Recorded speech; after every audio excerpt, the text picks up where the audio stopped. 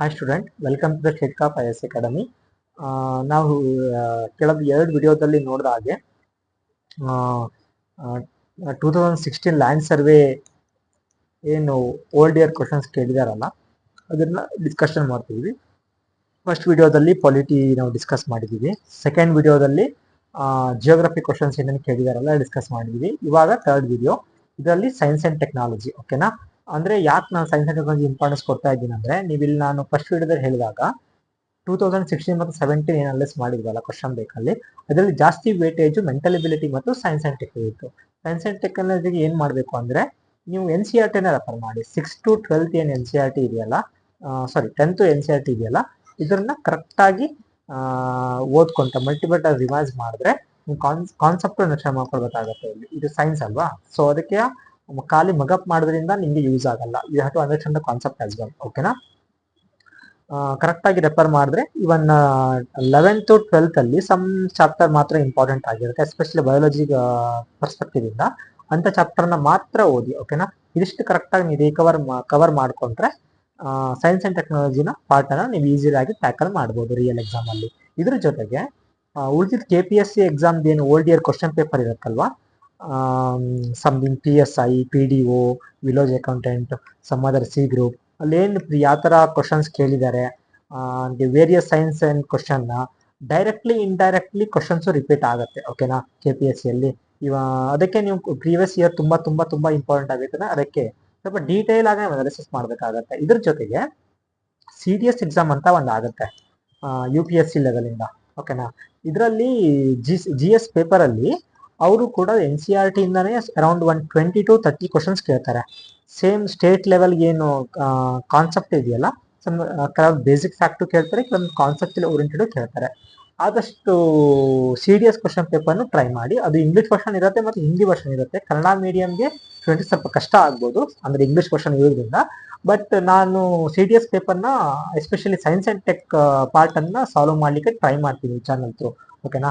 ಕನ್ನಡದಲ್ಲಿ ಟ್ರಾನ್ಸ್ಲೇಷನ್ ಮಾಡಿಬಿಟ್ಟು ಕ್ವಶನ್ಸ್ ಅನ್ನ ಸಾಲ್ವ್ ಮಾಡ್ತೀನಿ ಆದಷ್ಟು ಬೇಗ. ಆಯ್ತನಾ? ಈಗ ನೋಡೋಣ ಕ್ವಶನ್ಸ್ ಅನ್ನ. ಫಸ್ಟ್ ಬಂದ್ಬಿಟ್ಟು, ದೂರದೃಷ್ಟಿ ದೋಷವನ್ನು ಡ್ಯಾಶ್ ಲೆನ್ಸ್ ಮೂಲಕ ಸರಿಪಡಿಸಬಹುದು. ಒಂದು ಕಾನ್ಕೇವ್, ಸೆಕೆಂಡ್ ಕಾನ್ವೆಕ್ಸ್, ಡೈವರ್ಜಿಂಗ್, ಮೇಲಿನ ಯಾವುದು ಅಲ್ಲ. ಅಂದ್ರೆ ಲಾಂಗ್ ಸೈಡ್ ಡಿಫೆಕ್ಟ್ ಏನಿದೆಯಲ್ಲ, ಇದನ್ನ ಯಾವ ಲೆನ್ಸ್ ಥ್ರೂ ನೀವು ಸಾಲ್ವ್ ಮಾಡ್ಬೋದು ಅಂತ ಕೇಳಿದ್ದಾರೆ. ಇದಕ್ಕೆ ನಾವು ಕ್ವಶನ್ ಸಾಲ್ವ್ ಮಾಡಬೇಕಾಗಿದೆ, ನಮಗೆ ಕರೆಕ್ಟಾಗಿ ಬೇಸಿಕ್ ಗೊತ್ತಿರಬೇಕು. ಲಾಂಗ್ ಸೈಡ್ ಡಿಫೆಕ್ಟ್ ಅಂದ್ರೆ ಏನು, ಕಾನ್ಕೇವ್ ಅಂದ್ರೆ ಏನು, ಕಾನ್ವೆಕ್ಸ್ ಅಂದ್ರೆ ಏನು, ಡೈವರ್ಜಿಂಗ್ ಲೆನ್ಸ್ ಅಂದ್ರೆ ಏನು, ಬನ್ನಿ ನೋಡೋಣ. ಇದಕ್ಕೆ ಆನ್ಸರ್ ಬಂದ್ಬಿಟ್ಟು ಕಾನ್ವೆಕ್ಸ್ ಆಗುತ್ತೆ. ಓಕೆನಾ? ಯಾಕಂದ್ರೆ ಇವಾಗ ಏನಂದ್ರೆ, ಈಗ ಲಾಂಗ್ ಸೈಟ್ ಅಂತ ಏನ್ ಕರಿತೀರಲ್ಲ, ಹೈಪರ್ ಮೆಟ್ರೋಪಿಯಾ ಅಂತ ಕರಿತೀವಿ. ನೆನ್ಪಿಟ್ಕೊಳ್ಳಿ, ಹೈಪರ್ ಮೆಟ್ರೋಪಿಯಾ ಅಂದ್ರೆ is a condition in which a person can see the distant object clearly but has A difficult seeing near by object. ಅಂದ್ರೆ ಈಗ ಒಬ್ಬ ಪರ್ಸನ್ ಇಟ್ಕೊಂಡಿರ್ತಾನೆ, ಪರ್ಸನ್ ಎ, ಅವನಿಗೆ ಇಲ್ಲೊಂದು 100 ಮೀಟರ್ ಅಲ್ಲಿ ಒಂದು ಇಮೇಜ್ ಇರುತ್ತೆ. ಓಕೆನಾ? ಇಲ್ಲೊಂದು ಇಮೇಜ್ ಬೋರ್ಡ್ ಆಗಿರುತ್ತೆ, ಯಾವುದೇ ಒಂದು ಅಡ್ವರ್ಟೈಸ್ಮೆಂಟ್. ಬಟ್ ಅವ್ನಿಗೆ ಏನಾಗುತ್ತೆ ಅಂದ್ರೆ, ಈ ಇಮೇಜ್ ಕರೆಕ್ಟ್ ಆಗಿ ಕಾಣುತ್ತೆ, ಕ್ಲಿಯರ್ ಆಗಿ ವಿಸಿಬಲ್ ಇದೆ. ಬಟ್ ಇವಾಗ ಅದೇ ಪರ್ಸನ್ ಒಂದು ಮೊಬೈಲು, ಲ್ಯಾಪ್ಟಾಪ್ ಅವನ ಹತ್ರ ಇಟ್ಕೊಂಡು ಯೂಸ್ ಮಾಡ್ತಾ ಇರ್ತಾನೆ, ಬಟ್ ಅವನಿಗೆ ಕರೆಕ್ಟ್ ಆಗಿ ವಿಸಿಬಲ್ ಆಗ್ತಾ ಇರಲ್ಲ ಅಲ್ವಾ. ಅವಾಗ ಇದೇನಾಗುತ್ತೆ ಅಂದ್ರೆ, ಅದನ್ನ ನಾವೇನ್ ಕರಿತೀವಿ ಅಂದ್ರೆ ಹೈಪರ್ ಮೆಟ್ರೋಪಿಯಾ. ಅದನ್ನ ಸಾಲ್ವ್ ಮಾಡ್ಲಿಕ್ಕೆ ನಾವು ಲೆನ್ಸ್ ಯೂಸ್ ಮಾಡ್ತೀವಲ್ಲ, ಏನ್ ಸ್ಪೆಕ್ಸ್ ಹಾಕ್ತೀವಲ್ಲ, ಅದಕ್ಕೆ ಆ ಸ್ಪೆಕ್ಸ್ಗೆ ಕಾನ್ವೆಕ್ಸ್ ಲೆನ್ಸ್ ಅನ್ನ ಯೂಸ್ ಮಾಡ್ತಾರೆ. ಓಕೆನಾ? ಕಾನ್ವೆಕ್ಸ್ ಲೆನ್ಸ್ ಅನ್ನ ಯೂಸ್ ಮಾಡ್ತಾರೆ. ಇದ್ರ ಬಿಟ್ಟು ಕಾನ್ಕೇವ್ ಲೆನ್ಸ್ ಅನ್ನ ಯಾವಾಗ ಯೂಸ್ ಮಾಡ್ತಾರೆ ಅಂದ್ರೆ, ಏನ್ ಹೈಪರ್ ಮೆಟ್ರೋಪಿಯಾ ಅಂತೀವಲ್ಲ, ಇದರಲ್ಲಿ ಒಂದು ಆಪೋಸಿಟ್ ಇದೆ, ಅದು ಮಯೋಪಿಯಾ. ಅಲ್ಲೇನಾಗುತ್ತೆ ಅಂದ್ರೆ, ನಿಯರ್ ಬೈ ಆಬ್ಜೆಕ್ಟ್ ಕರೆಕ್ಟ್ ಆಗಿ ಕಾಣಲ್ಲ, but near by object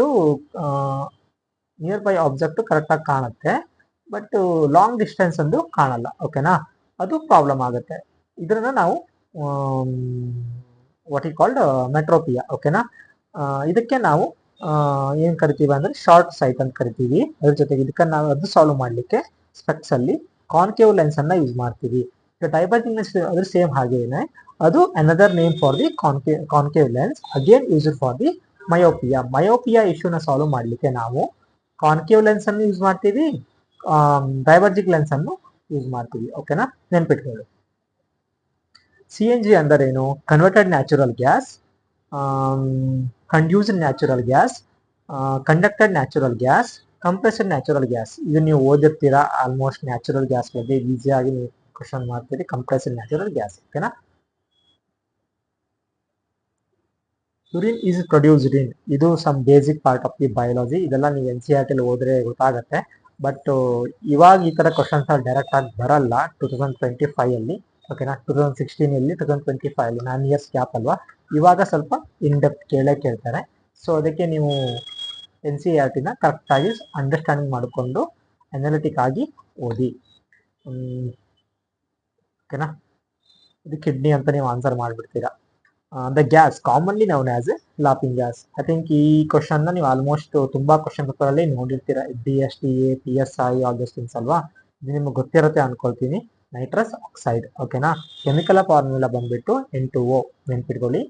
nitrous oxide chemical formula N2O, ಓಕೆನಾ.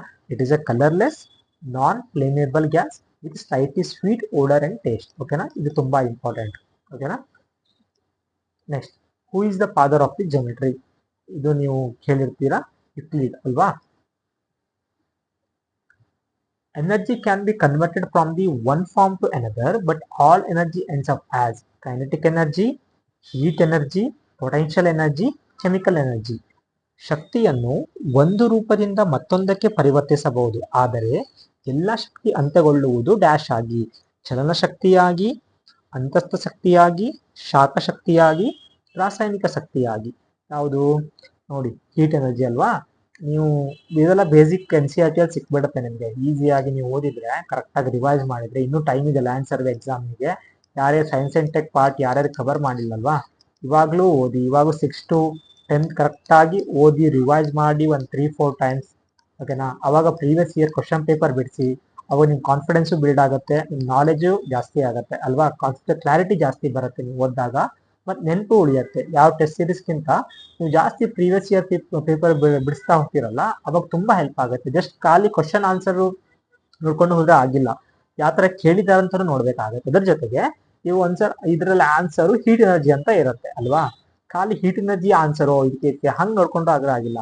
ಅದ್ರ ಜೊತೆಗೆ ಪೊಟೆನ್ಷಿಯಲ್ ಎನರ್ಜಿ ಅಂದ್ರೆ ಏನು, ಕೆಮಿಕಲ್ ಎನರ್ಜಿ ಅಂದ್ರೆ ಏನು, ಕೈನೆಟಿಕ್ ಎನರ್ಜಿ ಅಂದ್ರೆ ಏನು, ಈಗ ಹೇಳಲಿಕ್ಕಾಗಲ್ಲ. ಈಗ 2025 ಅಲ್ಲಿ ಪೊಟೆನ್ಷಿಯಲ್ ಎನರ್ಜಿ ರಿಲೇಟೆಡ್ ಯಾವ್ದು ಕ್ವಶನ್ಸ್ ಬಂದಿರ್ಬೋದಲ್ವಾ. ಸೊ ಅದಕ್ಕೆ ನೀವು ಈ ಕಾನ್ಸೆಪ್ಟ್ ಕರೆಕ್ಟಾಗಿ ಓದಿದ್ದಾಗಿದ್ರೆ ಈ ಕ್ವಶನ್ ಡೈರೆಕ್ಟ್ ಆಗಿ ನಿಮ್ಗೆ ಇಲ್ಲಿ ಹೆಲ್ಪ್ ಆಗುತ್ತೆ, ಪೊಟೆನ್ಷಿಯಲ್ ಎನರ್ಜಿ ಕಾನ್ಸೆಪ್ಟ್ ಅಲ್ವಾ. ಸೊ ಅದಕ್ಕೆ ಈ ತರ ಪ್ರೀವಿಯಸ್ ಇಯರ್ ಕ್ವಶನ್ ಪೇಪರ್ನ ಸಾಲ್ವ್ ಮಾಡಬೇಕಾಗುತ್ತೆ. ಇಲ್ಲಿ ನಾನು ಕೊಟ್ಟಿದ್ದೀನಿ, law of the conservation of energy ಅಂದ್ರೆ ಏನು, ಯಾಕೆ ಹೀಟ್ ಇದು ಮಾಡುತ್ತೆ, ಇದು ಎಕ್ಸಾಂಪಲ್ ಏನು, ಎಲ್ಲ ನಾನು ಇಲ್ಲಿ ಎಕ್ಸ್ಪ್ಲನೇಷನ್ ಮಾಡಿದ್ದೀನಿ. ಒಂದ್ಸಲ ಓದ್ಕೊಳ್ಳಿ ಆಯ್ತಾ. Next, current is the flow of electron, proton, neutron, voltage. ವಿದ್ಯುತ್ನ ಡ್ಯಾಶ್ ಹರಿವಿಕೆಯಲ್ಲಿ ಎಲೆಕ್ಟ್ರಾನ್, ಪ್ರೋಟಾನ್ಸ್, ನ್ಯೂಟ್ರಾನ್, ವೋಲ್ಟೇಜ್. ಹಾಗೆ ನಾನು ಹೇಳಿದಾಗ ಪ್ರೋಟಾನ್ ಅಂದ್ರೆ ಏನು, ನ್ಯೂಟ್ರಾನ್ ಅಂದ್ರೆ ಏನು, ಎಲೆಕ್ಟ್ರಾನ್ ಅಂದ್ರೆ ಏನು, ವೋಲ್ಟೇಜ್ ಅಂದ್ರೆ ಏನು, ಓಕೆನಾ. ಇದೆಲ್ಲ ನೋಡ್ಬೇಕಾಗತ್ತೆ. Current is a flow of electron ಅಲ್ವಾ, ಆನ್ಸರ್ ಬಂದ್ಬಿಟ್ಟು ಎಲೆಕ್ಟ್ರಾನ್. ಇದು ಕೊಟ್ಟಿದ್ದೀನಿ ನೋಡಿ. ಎಲೆಕ್ಟ್ರಿಕ್ ಕರೆಂಟ್ ಅಂದ್ರೆ ಏನು, ಕಂಡಕ್ಟರ್ ಯಾವ ತರ ಆಗುತ್ತೆ.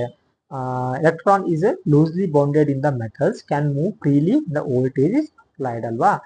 ಅದ್ರ ಜೊತೆಗೆ ನೀವು ನ್ಯೂಟ್ರಾನ್ ಅಂದ್ರೆ ಏನು, ಪ್ರೋಟಾನ್ ಅಂದ್ರೆ ಏನು, ಅದು ಎಲ್ಲಿರುತ್ತೆ, ಅದ್ರ ಕಾರ್ಯಗಳೇನು ಎಲ್ಲನೂ ತಿಳ್ಕೊಳ್ಬೇಕಾಗತ್ತೆ. ಈಗ ಇನ್ನೊಂದು ಕ್ವಶನ್, ಒಂದು ವಸ್ತುವಿನ ದ್ರವಣ ಬಿಂದು ಹಾಗೂ ಕುದು ಬಿಂದುವಿನ ಸ್ಥಿತಿಯ ಮಧ್ಯದಲ್ಲಿ ಬರುವ ವಸ್ತು ಘನ, ದ್ರವ, ಅನಿಲ, ಹರಳು. Between the melting point and boiling point of substance, the substance is liquid, crystal, solid, gas. ಇದು ಲಿಕ್ವಿಡ್ ಅಲ್ವಾ. ಇವೆಲ್ಲ ಬೇಸಿಕ್ ಕ್ವಶನ್ಸ್, ಬೇಸಿಕ್ NCERT ಅಲ್ಲಿ ನಿಮಗೆ ಸಿಕ್ಬಿಡುತ್ತೆ. ಇದೆಲ್ಲ ನೀವು ಈಸಿಯಾಗಿ ಸಾಲ್ವ್ ಮಾಡ್ತೀರಾ ಅಲ್ವಾ. Correct answer is liquid. Melting point ಅಂದ್ರೆ ಏನು, ಬಾಯ್ಲಿಂಗ್ ಪಾಯಿಂಟ್ ಎಲ್ಲ ನಿಮ್ಗೆ ಗೊತ್ತಿದೆ ಅನ್ಕೋತೀನಿ ನಾನು. ಪರ್ಯಾಯ ವಿದ್ಯುತ್ತನ್ನು ಏಕಮುಖ ವಿದ್ಯುತ್ತಾಗಿ ಪರಿವರ್ತಿಸಲು ಉಪಯೋಗಿಸುವ ಸಾಧನೆಯನ್ನು ಡ್ಯಾಶ್ ಎಂದು ಕರೆಯುತ್ತಾರೆ. Anemometer, battery, galvanometer, rectifier. The device used to convert the electric current into direct current is called the anemometer, battery, galvanometer, rectifier. ಏನಂತ ಕೊಡ್ತೀರಾ, ರೆಕ್ಟಿಫೈಯರ್ ಅಲ್ವಾ. ಈಗ ಅನಿಮೋಮೀಟರ್ ನೀವು ಎಲ್ಲಿ ಯೂಸ್ ಮಾಡ್ತೀರಾ, ಗೆಲ್ವನೋಮೀಟರ್ ಎಲ್ಲಿ ಯೂಸ್ ಮಾಡ್ತೀರಾ ಅಲ್ವಾ, ಅದೆಲ್ಲ ನೋಡ್ಕೊಳ್ಬೇಕಾಗತ್ತೆ ನೀವು, ಓಕೆನಾ. Rectifier is electric device that converts the alternating current into direct current. It allows the current to flow in one direction using the diode ಅಲ್ವಾ. Commonly used in power supply for the electronic device. ಇಲ್ಲಿ ಕೊಟ್ಟಿದ್ದಾರೆ ನೋಡಿ. ನಾನು incorrect explanation ಇದೆಯಲ್ಲ ಅಂದ್ರೆ wrong answer. Anemometer ಎಲ್ಲಿ use ಮಾಡ್ತಾರೆ ಅಂದ್ರೆ ವಿಂಡ್ ಸ್ಪೀಡ್ ಅಲ್ಲಿ. ಇದೆಲ್ಲ ನೆನ್ಪಿಟ್ಕೊಳ್ಬೇಕು. ಅನಿಮೋಮೀಟರು ಮತ್ತೆ ಗೆಲ್ವನೋಮೀಟರ್ ಯೂಸ್ ಮಾಡ್ತಾರೆ ಅಂದ್ರೆ small current not A converter. Okay, galvanometer uses measure the small electric current. It is not a converter. They here ask the AC to DC ಅಲ್ವಾ, ಅಲ್ಲಿ ರೆಕ್ಟಿಫೈರ್ ಆಗುತ್ತೆ. ಇದಕ್ಕೆ ಮುಂದಿನ ಕ್ವಶನ್ ನಿಮಗೆ ಈ ತರ ಬಂದ್ರು ಬರ್ಬೋದು. ಅನಿಮೋಮೀಟರು, ಗೆಲ್ವನೋಮೀಟರು, ಈ ತರ ಮತ್ತೊಂದು 2-3 ಮೆಜರ್ಮೆಂಟ್ ಕೊಟ್ಟು ಅಲ್ಲಿ ನಿಮಗೆ ಹೊಂದಿಸಿ ಬರ್ರಿ ಕ್ವಶನ್ಸ್ ಕೇಳ್ಬೋದು ಅಲ್ವಾ. ಇವಾಗ ನೀವು ಅನಿಮೋಮೀಟರು, ಗೆಲ್ವನೋಮೀಟರ್ ಕರೆಕ್ಟಾಗಿ ಎಕ್ಸ್ಪ್ಲನೇಷನ್ ನೋಡ್ಕೊಂಡು ಹೋದ್ರೆ ಇಲ್ಲೇನಾದ್ರೂ ಕ್ವಶನ್ಸ್ ಬಂದ್ಬಿಟ್ರೆ ನಿಮಗೆ ಈಸಿಯಾಗಿ ಈ ಕ್ವಶನ್ ಟ್ಯಾಕಲ್ ಮಾಡುದು. ಈ ತರ ಕ್ವಶನ್ ಪ್ರಿಯಸ್ ಪೇಪರ್ ನ ಸಾಲ್ವ್ ಮಾಡಬೇಕಾಗುತ್ತೆ. A person is seated in front of the fire issue. Heat by conduction, convection, radiation, none of this. ಬೆಂಕಿ ಮುಂದೆ ಕುಳಿತಿರುವ ವ್ಯಕ್ತಿಯು ಡ್ಯಾಶ್ ಮೂಲಕ ಶಾಖ ಪಡೆಯುತ್ತಾನೆ. ಯಾವ್ದ್ರ ಮೂಲಕ ನೋಡಿ ನೀವೇ ಹೇಳಿ ಅಲ್ವಾ? ರೇಡಿಯೇಷನ್ ಅಲ್ವಾ, ವಿಕಿರಣ ಮೂಲಕ ಅಲ್ವಾ. ಅಂದ್ರೆ radiation is a transfer of heat through electromagnetic waves, that is infrared rays. It doesn't require any medium, so heat can travel even through vacuum. ಇವಾಗ ನೀವೇನಾದ್ರೂ ಅಲ್ಲಿ ಬೆಂಕಿ ಏನೋ ಒಂದು ಪೊಸಿಷನ್ ಅಲ್ಲಿ ಕೂತಿದ್ದೀರಾ, ಇಲ್ಲಿ ನೀವು ಸುತ್ತಮುತ್ತ ಸ್ವಲ್ಪ ಏನೋ ಒಂದು ಕಡ್ಡಿ ಕಿರಿ ಬೆಂಕಿ ಹಾಕೊಂಡಿದ್ದೀರಾ, ಅವಾಗ ನಿಮ್ಗೆ ಶಾಖ ಬರುತ್ತಲ್ವ ಮೈಗೆ ಅಲ್ವಾ, ದಟ್ ಇಸ್ ಕಾಲ್ಡ್ ರೇಡಿಯೇಷನ್. ಓಕೆನಾ? ಅಲ್ಲಿ ಏನು ಮೀಡಿಯಂ ಬೇಕಂತಿಲ್ಲ, ಆಟೋಮೆಟಿಕ್ ಆಗಿ ನಿಮ್ಗೆ ಹೀಟ್ ಬಡಿಯತ್ತೆ ನಿಮ್ಮ ಬಾಡಿಗೆ ಅಲ್ವಾ. So this is the basic question, you have to think like that. ಓಕೆನಾ? ಕಂಡಕ್ಷನ್ ಅಂದ್ರೆ ಏನು? Requires direct contact with sources. ಈಗ ಫಾರ್ ಎಕ್ಸಾಂಪಲ್ ಯಾವುದೋ ಒಂದು ಬಿಸಿಯಾದ ಒಂದು ಕಬ್ಬಣ ಇದೆ, ಅವ್ನು ಡೈರೆಕ್ಟ್ ಆಗಿ ನೀವು ಮುಟ್ತೀರಾ, ಅವಾಗ ನಿಮ್ಗೆ ಶಾಖ ಬಡಿಯತ್ತಲ್ವಾ. So touching a hot metal rod, ಅವಾಗ ಗೊತ್ತಾಗುತ್ತೆ ನಿಮ್ಗೆ, ಡೈರೆಕ್ಟ್ ಕಾಂಟ್ಯಾಕ್ಟ್ ಮಾಡಿದಾಗ ಕಂಡಕ್ಷನ್ ಆಗುತ್ತೆ. ಕನ್ವೆಕ್ಷನ್ ಅಂದ್ರೆ ಏನು? It involves a fluid movement. ಅಂದ್ರೆ ನೀವು hot rising but this more element above the fire ಅಲ್ವಾ.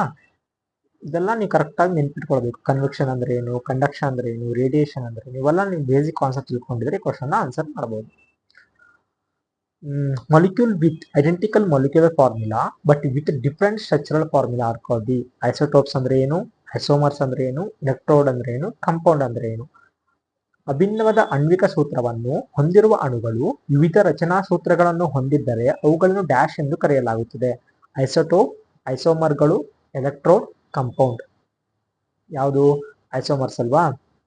ಇಲ್ಲೂ ಹಾಗೆ ನಾ ಹೇಳಿದ್ನಲ್ಲ, ನೀವು ಕರೆಕ್ಟಾಗಿ ಅಟಾಮಿಕ್ ಸ್ಟ್ರಕ್ಚರ್ ಚಾಪ್ಟರ್ನ ಕರೆಕ್ಟಾಗಿ ಓದಿದ್ರೆ ನಿಮಗೆಲ್ಲ ಗೊತ್ತಾಗುತ್ತೆ. ಇದು ಆಲ್ರೆಡಿ ನಿಮಗೆ 8th or 9th NCERT ಅಲ್ಲೇ ಬಂದ್ಬಿಡತ್ತೆ ಈ ಚಾಪ್ಟರ್ ಎಲ್ಲ ನಿಮಗೆ.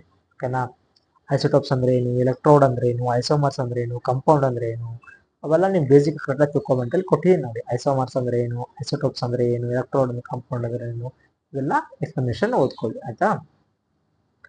The entropy of the universe is increasing, decreasing, constant of ಬ್ರಹ್ಮಾಂಡದ ಎಂಟ್ರೋಪಿ. ಇಲ್ಲಿ ನೀವು ಕೇಳಬೇಕಾಗಿ ಮೊದಲೇ ನೀವು ಪಾಯಿಂಟ್ ಔಟ್ ಮಾಡಬೇಕಾಗಿದೆ ಅಂದ್ರೆ ಎಂಟ್ರೋಪಿ ಅಂದ್ರೆ ಏನು ಅಲ್ವಾ. Entropy is a measure of disorder or randomness in a system. ಓಕೆನಾ? In thermodynamics it reflects the number of way system can be arranged ಅಲ್ವಾ. ಇದಕ್ಕೆ ಒಂದು ಲಾ ಇದೆ ಥರ್ಮೋಡೈನಮಿಕ್ಸ್, ಇವೆಲ್ಲ ಸ್ಕೂಲಲ್ಲಿ ಓದಿರ್ತೀರಾ. Total entropies of an isolated system like the universe can never decreases, it either increase or remain constant. ಈ second law of thermodynamics ಏನಿದೆಯಲ್ಲ, ಯಾವತ್ತು ಎಂಟ್ರೋಪಿ ಏನಿದೆಯಲ್ಲ ಅದು ಯಾವತ್ತೂ ಡಿಕ್ರೀಸ್ ಆಗಲ್ಲ. ಇಟ್ ಐದರ್ ಇನ್ಕ್ರೀಸ್ ಆಗುತ್ತೆ ಇಲ್ಲ ಕಾನ್ಸ್ಟಂಟೇ ಇರುತ್ತೆ ಅಲ್ವಾ. ಸೊ ಅದಕ್ಕೆ ಇಲ್ಲಿ ಆನ್ಸರು ಇನ್ಕ್ರೀಸ್ ಆಗುತ್ತೆ. ಇಲ್ಲಿ ಏನು ಕೇಳಿದ್ದಾರೆ ಕ್ವಶನ್ಸ್ ನಿಮಗೆ? Entropy of the universe is decreasing, constant, none of the above. So ಇಲ್ಲಿ ಆನ್ಸರ್ ಈಸ್ ಇನ್ಕ್ರೀಸಿಂಗ್. ಓಕೆನಾ?